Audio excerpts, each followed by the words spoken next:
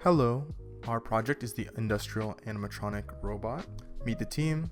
I'm Austin, the electrical engineer. We also have Armando, the computer engineer, Melvin, an electrical engineer, and Tony, an electrical engineer. So for this project, our main goal is to design and build a functional robot that can demonstrate both movement and interaction. So we basically just want to integrate concepts of electrical and computer engineering into one project. For movement, we want to implement servo motors to make it seem lifelike and responsive. We're going to be making our own PCB, and as you can imagine, this reduces the wiring complexity. And we're going to be ensuring reliable power using voltage regulators, as we'll discuss later, and circuit breakers to protect the more sensitive components. We want to develop an intuitive HMI, basically something that's just simple, that can easily command or trigger movements. And for testing, we want to focus on validating the full system. This includes debugging the subsystems individually, making sure everything works together before the final demonstration. The PLC control system and the animatronic require different power specifications in order to function. Each power device was carefully selected to ensure each device for the overall system remained stable. At the PLC electrical enclosure, a 120 volt to 24 volt power supply is being used to power the PLC. At the animatronic, there is a 120 volt to 12 volt power supply. The 12 volt is used to supply power to the motors in the animatronic. It is also used to power the PCB via 12 volt to 5 volt and 12 volt to 3.3 volt voltage regulators. Keeping these devices separated allowed for easier maintenance for the respective circuits and reduces any possibility of noise within sensitive lines, such as TTL or motor signals. The enclosure itself is compact but has enough room inside for sufficient airflow for the PLC and other devices. All high power distribution is housed inside enclosures to prevent accidental contact, and the enclosure features circuit breakers and terminal blocks for both circuit protection and clean connections. This allows for safety, organization, and easy access during testing and maintenance. The animatronics movement is powered by multiple servo motors with integrated drives provided by Robotics Dynamixel. Each motor is controlled via a custom-built PCB that allows for real-time fault handling and feedback to the PLC. The PCB itself communicates with the servo motors via transistor-to-transistor logic communication, allowing for precise position and velocity commands to each motor. To move the animatronic around, we programmed in animation profiles that are stored within the PCB microcontroller. They define the timing, sequence, and motion for each axis, such as the jaw open and close, head up and down, and neck left and right. These are all able to be triggered via the human-machine interface. The motion is possible due to the integrated drive technology inside each of the motors, allowing for real-time position and velocity tracking. For safety, there are delays and limits built into the program to avoid potential collisions between joints or overdriving the motors, especially taking into consideration sensitive axes such as the jaw and neck where there is a possibility of mechanical collision with the rest of the animatronic's body. Altogether, the motor control and profile allows for safe, flexible, and repeatable motion that are all key to bringing an animatronic to life. The HMI, or Human-Machine Interface, functions as the primary interaction point between the operator and the animatronic. It communicates with the PLC using the Modbus protocol over Ethernet. Through the HMI, users can trigger different animation profiles, view the status of the system, and monitor active motor commands. The interface is designed to be simple and intuitive. The goal is that for those who don't have a technical background should be able to comfortably operate and monitor the animatronic systems as needed. Operating the HMI is very simple at the high level.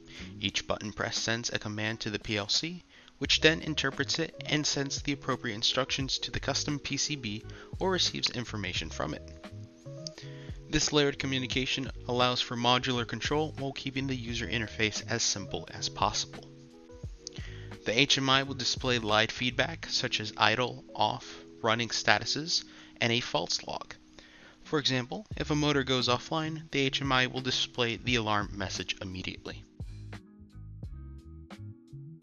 The combination of all of these systems results in this software flowchart where we can control, the motors via a state machine, and monitor active faults. Showcased here is our PLC code. This is where all of the Modbus data is sent.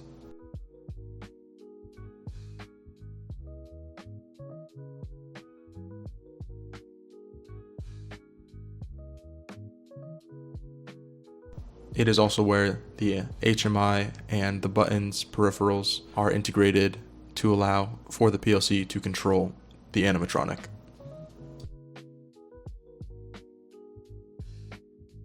And monitored for faults.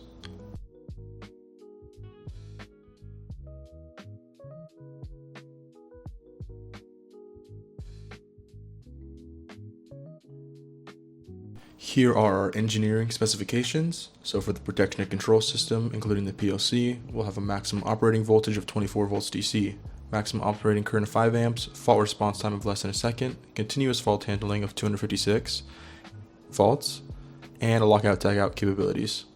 For the human machine interface, we'll have a maximum operating voltage of 12 volts DC, maximum operating current of 1 amp, communication access of read and write to the PLC and Modbus, communication protocol through Ethernet, Modbus, TCP, CAN, interface buttons, selector switch, push button, e-stop. Animatronic, maximum operating voltage 12 volts DC, maximum operating current per axis 2 amps, coordinated axis actuation 3, operational uptime of greater than 80%, and idle power consumption of less than 1 watt per axis. Here we demonstrated the profile functionality. The information presented on the HMI panel is overlaid on this video. The profile begins by making sure all faults are clear, the mode switch is set to auto, and the start button is momentarily pushed. The profile works via state machine and the timer. As both increment, the motors within the figure will have their goal positions updated, and the motors move towards those goal positions every second.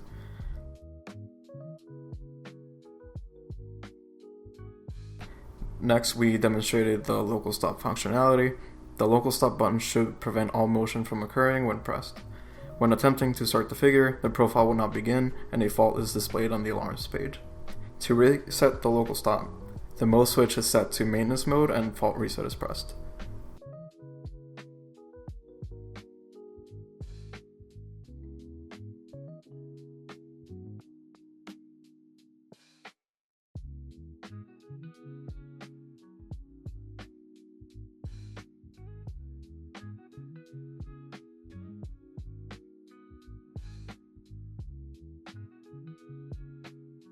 Now we will showcase a fault.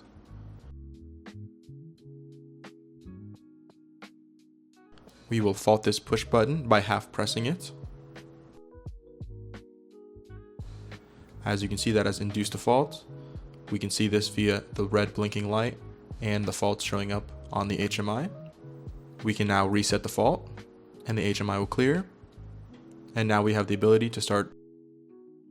And as we can see, it again completes a full profile without any issues.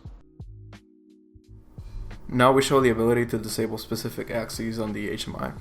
By switching to maintenance mode and navigating to the axes page, we are able to disable all axes individually or collectively. The jaw and the SAE motion base are disabled for this demonstration. When switching back to auto and playing a show, we see that the figure has the proper functions disabled, but the rest of the figure is able to run.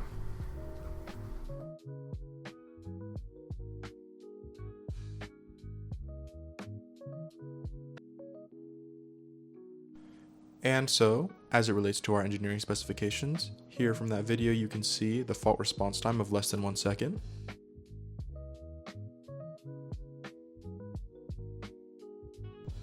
And here you can see the HMI has communication access of read and write to the PLC and Modbus. And here you can see that our animatronic has 7 coordinated axes of actuation, exceeding our minimum of 3.